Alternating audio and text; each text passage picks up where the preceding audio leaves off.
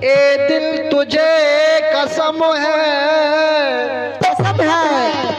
हिम्मत न हारना कि दिन जिंदगी के जैसे गुजरे सो गुजारना कि रोने से कम न होगी तेरी ये मुश्किलें कि बिगड़े हुए नसीब को हंस के संवारना।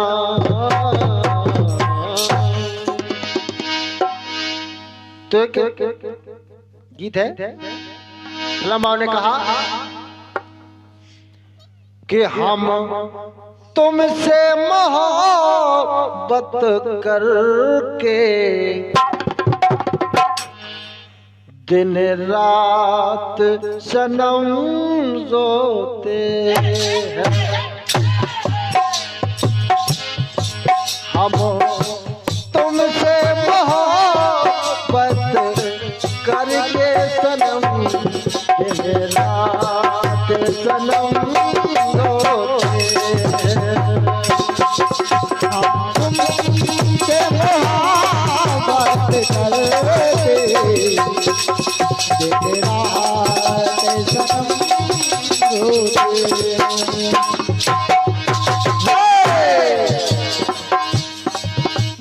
नींद गई मेरा चैन गया और चैन से तुम सोते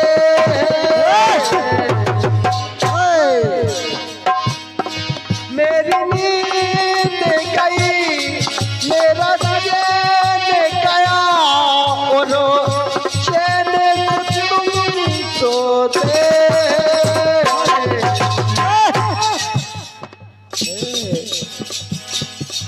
हम तुमसे मोहब्बत करके सनम दिन रात सनम सोते हैं। हमें तुमसे मोहब्बत करके सनम दिन रात सनम सोते हैं।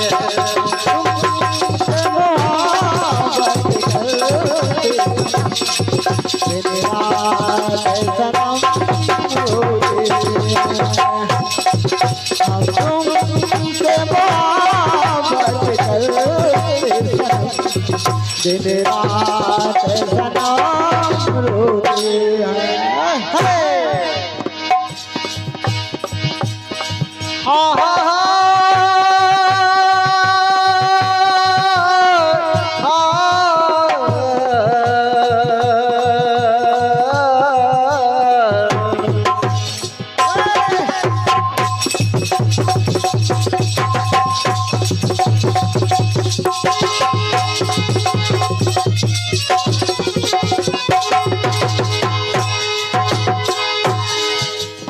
बात उस समय की जब द्रौपदी सभा में रो रही है। द्रौपदी की साड़ी खिंच रही है और द्रौपदी रो रही है। उसके पांचों पति बैठे हैं, कोई कुछ नहीं कह रहा। कहती बैठे पिता मैं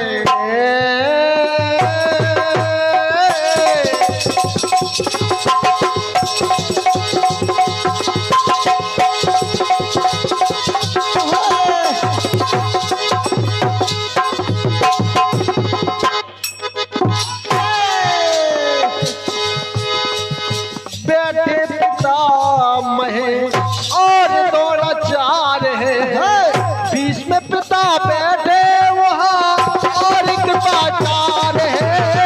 बीच में पिता बैठे वहाँ और एक बाजार है।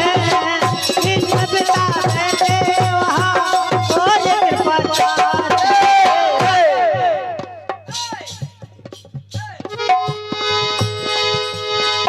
ज्येष्ठ पिता बैठे वहाँ और कृपाचार है। और जब सब बैठे हैं एक से एक महाबली बैठा है, लेकिन एक स्त्री की लाज लुट रही है कोई नहीं कह रहा। जब द्रौपदी की साड़ी उतर रही है कोई नहीं कह रहा। कहती द्रौपदी,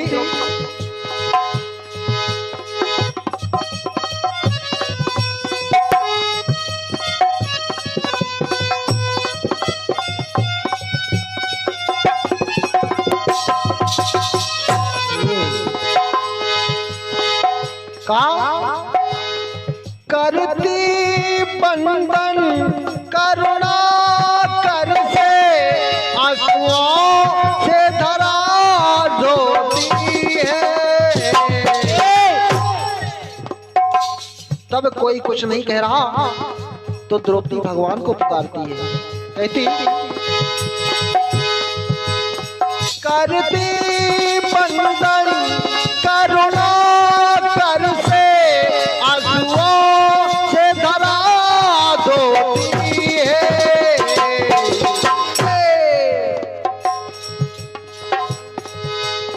और कहती, अब और नहीं कुछ शेष बचा। मैं सभा में घसीट कर लाई गई, मेरी साड़ी उतर रही सभी के सामने। अब बचा क्या? बचा क्या? अब और नहीं कुछ शेष बचा, केवल ये बची धोती।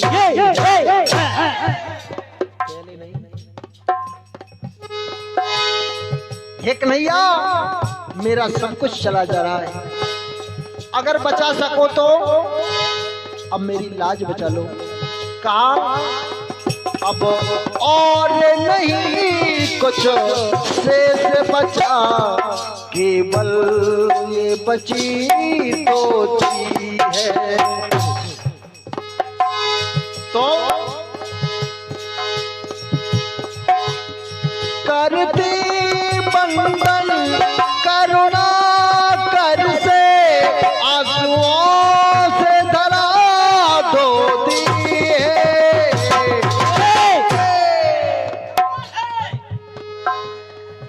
अब और नहीं कुछ शेष बचा, केवल बची धोती है। और नहीं कुछ शेष बचा, केवल बची धोती है। और नहीं कुछ शेष बचा, केवल बची धोती है। दूसरी बात,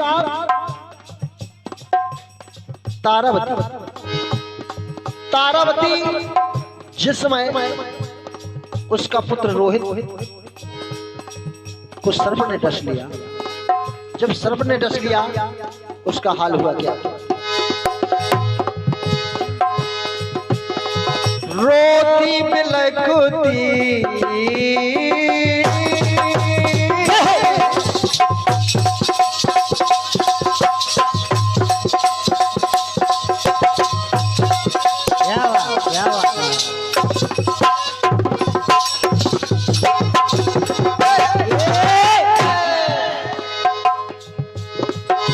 रोती बिलखती मर घट तारा, नहीं आज जिंदा है नैनों का तारा। नहीं आज जिंदा है नैनों का तारा, नहीं आज जिंदा है नैनों का तारा। द्रौपदी कह रही, मेरे शरीर में केवल साड़ी बची, हे प्रभु और कुछ नहीं बचा। यहाँ तारा क्या कर रही है? रोती बिलखती मर घट पे तारा, नहीं आज जिंदा है नैनों का तारा। नहीं आज जिंदा है नैनों का तारा, नहीं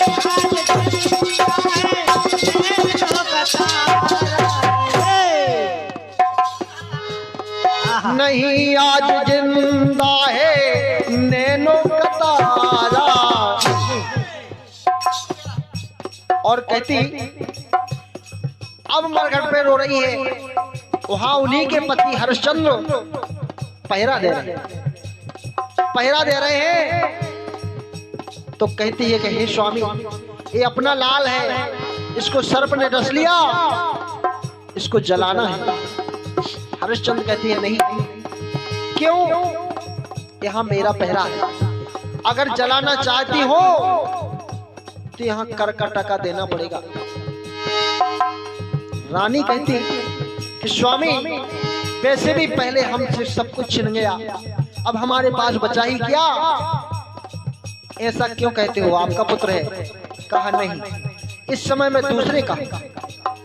जब हरिश्चंद्र राजा ने मना कर दिया तो कहती सदा मैंने माना है,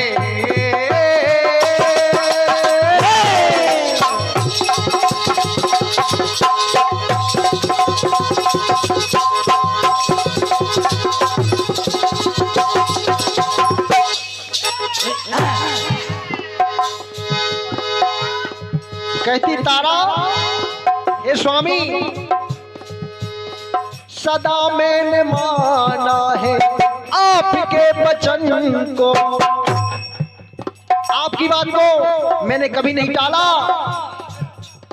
जैसे आपने कहा मैंने कहा किया, लेकिन आज सदा मैंने माना है आपके वचन को। आज मैं तरसती हूँ पुत्र के कफन को, आज मैं तरसती हूँ पुत्र के कफन को,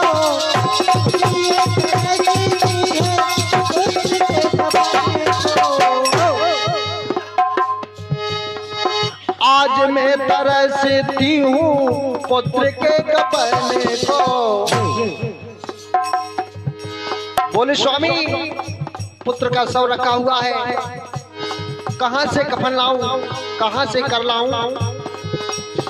राजा हरिश्चंद्र बोले कहीं से भी कुछ भी करो, मैं कुछ नहीं कर सकता। तब रानी ने किया क्या? अपनी आधी साड़ी को फाड़ा और कहा हे प्रभु, आज मेरा यहाँ कोई नहीं है, केवल भगवान आप हैं। तो जब राजा ने नहीं कर दी तब भगवान को पुकारने लगी और कहती क्या? आज मैं तरसती हूँ पुत्र के कफन को, आज मैं तरसती हूँ पुत्र के कफन को, आज मैं तरसती हूँ पुत्र के कफन को। तो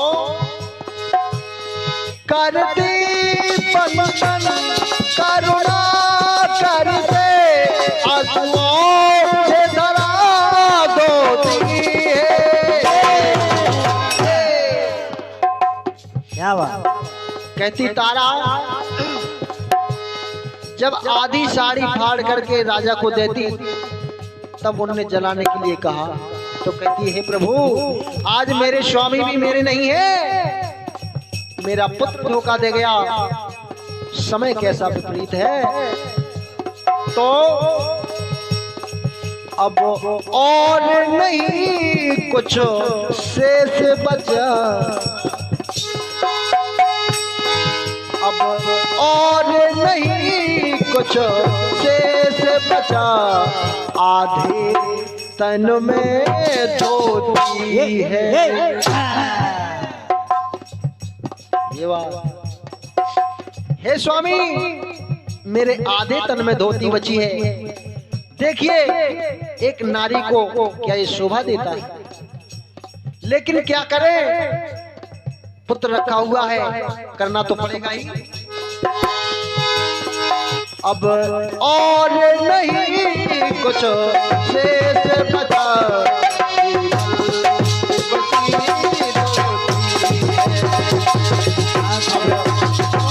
नहीं कुछ शेष बचा, केवल